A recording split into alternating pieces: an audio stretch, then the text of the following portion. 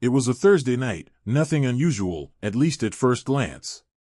A quiet, routine evening that a few months ago would have meant the two of us relaxing together, sharing laughs over takeout decisions or silly conversations about what movie to watch.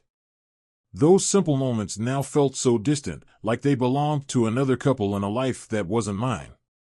Lately, nights like these felt hollow, like they weren't ours anymore. That evening, I sat in the living room, my thumb idly scrolling through Netflix, barely noticing the shows. In reality, my eyes kept shifting to the clock. Sarah was late again, no message, no call. I didn't think I was the kind of guy who'd get worked up over his wife's schedule. We're adults, and I wasn't about to be the overbearing husband. But this was different. Sarah hadn't just been late once or twice, she was late a lot lately, always with a casual excuse.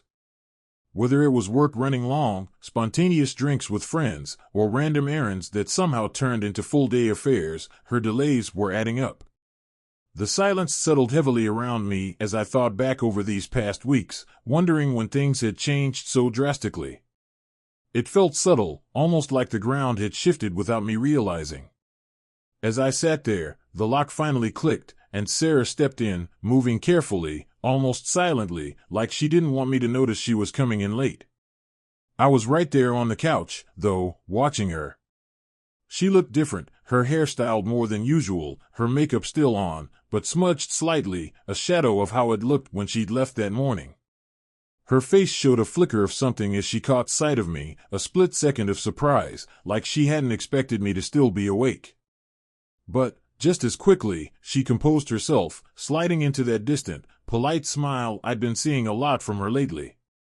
"Hey," she greeted me, dropping her bag by the door in the same practiced way she always did. Yet, tonight, I noticed every little detail, every step, every motion. It was like my mind had turned up the volume on all her actions. "Long day?" I asked, keeping my tone casual, trying not to sound like I was scrutinizing her. "Yeah, meeting ran late." Then I grabbed a quick bite with Ashley, she replied, too quickly, as if she'd practiced the answer. She headed to the kitchen, fussing with things on the counter without making any real eye contact. Normally, I would have left it at that, nodded, maybe made a small comment, and let the evening fade into silence. But tonight, things were different. Because tonight, I knew something she didn't. As Sarah moved around the kitchen, I could feel my pulse quicken, though I did my best to keep my expression calm. She had no idea I'd seen Ashley's social media posts that week, photos of beaches and street markets in Thailand. Ashley had been posting about her trip daily, making it clear she wasn't anywhere close to home. And yet here was Sarah, saying she'd just had dinner with her. The lie sat there, hanging in the air, almost daring me to react. But I stayed quiet, biting back the anger that was building. Instead of calling her out, I forced a smile and replied as though I hadn't noticed a thing. "That sounds nice. You've been busy lately, probably good to relax with friends." My voice sounded smooth, even friendly, as I played my role of the supportive husband. Inside, though, I felt like I was watching the pieces of our life crack one by one. She gave me a small, tight smile, one that didn't quite reach her eyes, and mumbled something polite before turning back to the sink. I just watched her, trying to wrap my head around the fact that the woman I trusted for so long was standing there lying to my face. Normally, I would have let it slide, maybe even forgotten about it the next morning. But now, I had too many questions, too many doubts creeping into my mind. What was she really hiding? How many other times had she lied like this? I spent the rest of the evening saying little, playing the part of the oblivious husband while my mind raced. I couldn't just ignore this, I had to know the truth. And as I sat there, silently watching her pretend, I felt something shift inside of me. I was done being left in the dark, and I was ready to find out exactly what was going on. The next morning, I woke up early with a plan. I needed answers, but I wasn't going to jump in without evidence. I reached out to Mark, a longtime friend and a guy who knew his way around technology. We'd known each other since college, and I trusted him more than anyone else I could have asked for help. Without going into all the details, I told him I was worried that Sarah hadn't been honest with me and that I needed a way to see for myself. He didn't ask for an explanation, he just got to work, promising he'd have something set up for me by noon. I didn't know what I'd find, but I felt a strange calm settle over me now that I was taking action. By lunchtime, I had access to her messages and location. It wasn't something I was proud of, but I couldn't stand feeling like a fool any longer. Within minutes of scanning her messages, my worst fears were confirmed.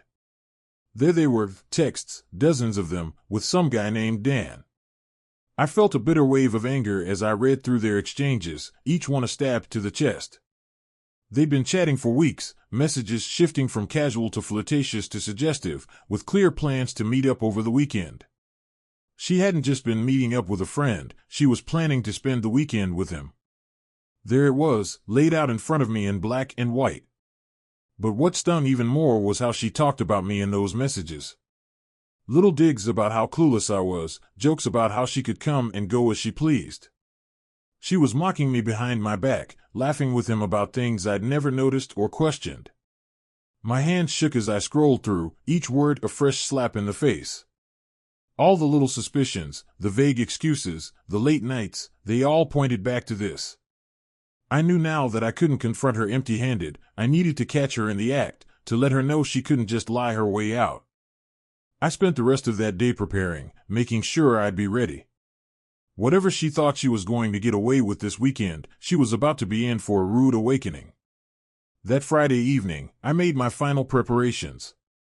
As soon as Sarah confirmed she'd be staying with Ashley over the weekend, I booked a room in the same hotel she'd be using with Dan. It took some luck and a little bit of timing, but I managed to secure a room on the same floor, just 2 doors down from theirs. Saturday morning rolled around, and I watched as Sarah packed her bag, her excitement barely contained. She moved around the room with an energy I hadn't seen in months, humming to herself while tossing clothes into her suitcase, acting like she was just going on another weekend trip with friends. At one point, she paused, flashing me a sweet, almost innocent smile, and asked, "You're sure you don't mind me going?" I forced a reassuring grin and replied, "Of course not. You deserve a break." My words felt like acid on my tongue, but I held my composure. She seemed completely unaware of what was about to happen, and that ignorance somehow made it easier for me to watch her go. The second she stepped out with her suitcase, I checked my phone. Mark had already pinged her location, showing me that she was on the road and heading downtown. I grabbed my own bag, locked up the house, and drove to the hotel, parking just a short distance away. By the time I arrived, she had already checked in, and I spotted her walking into the lobby with a man who could only be Dan.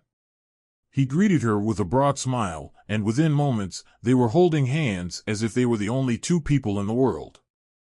I followed them from a distance, keeping my movements subtle, unnoticed. The feeling in my chest was a mix of seething anger and cold determination. I wasn't ready to confront them, not yet.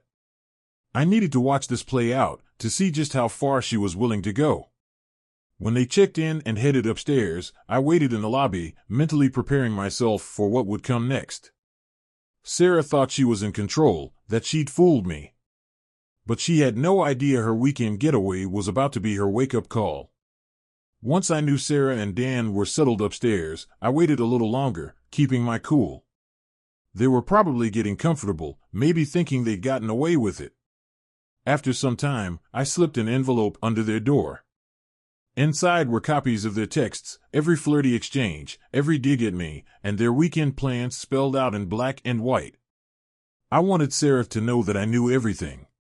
After that, I headed to the hotel's restaurant, where I'd seen them on my tracking app. I picked a table far enough away that they wouldn't notice me, but close enough to watch. It felt surreal, sitting there, watching my wife laugh, touch his arm, and look at him with a smile I hadn't seen in months. She was leaning into him, sharing quiet jokes, her hand casually brushing his as they talked. They seemed relaxed, happy, like this was something they did all the time. My heart hammered in my chest, every laugh they shared feeling like a fresh stab. I took a deep breath and kept calm, reminding myself to stay focused. I wasn't here to make a scene, I was here to end this charade once and for all. They lingered over their meal, finishing a bottle of wine, and eventually made their way back up to the room. I followed, careful to stay out of sight. Just as they disappeared behind their door, I waited a few minutes, then walked up to room 824 and knocked, the sound echoing down the quiet hallway. There was a pause, then a bit of shuffling, and finally, the door cracked open just enough for Sarah to peek out. She was smiling, at ease, until she saw me standing there. Her face dropped instantly, the color draining from her cheeks as realization set in. "Tom," she stammered, voice shaky and unsteady. What are you doing here?" I didn't answer immediately, letting the silence settle heavily between us, watching her eyes dart back inside the room. She was scrambling, no doubt trying to find a way to explain the situation, but this time, there was nowhere to hide. I held her gaze, letting the silence stretch.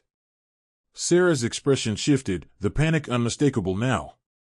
She glanced back into the room, likely hoping Dan was out of sight. She began to stammer, "Tom, it's not what it looks like," but her voice was hollow, desperation spilling through every word. I finally spoke, keeping my tone cold and steady. "Then tell me, Sarah.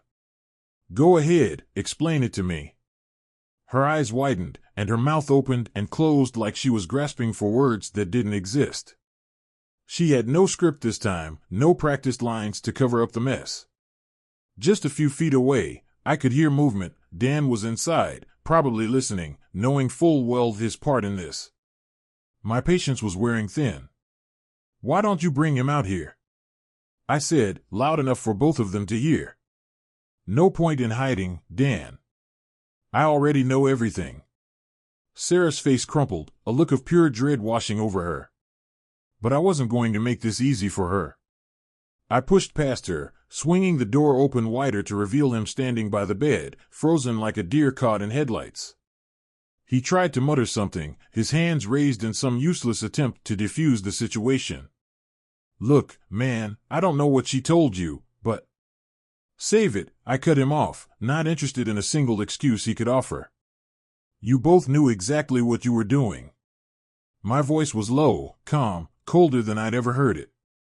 This wasn't anger anymore, it was something deeper, a final break I couldn't come back from. I turned to Sarah, feeling nothing but emptiness as I looked at the woman I'd once promised my life to.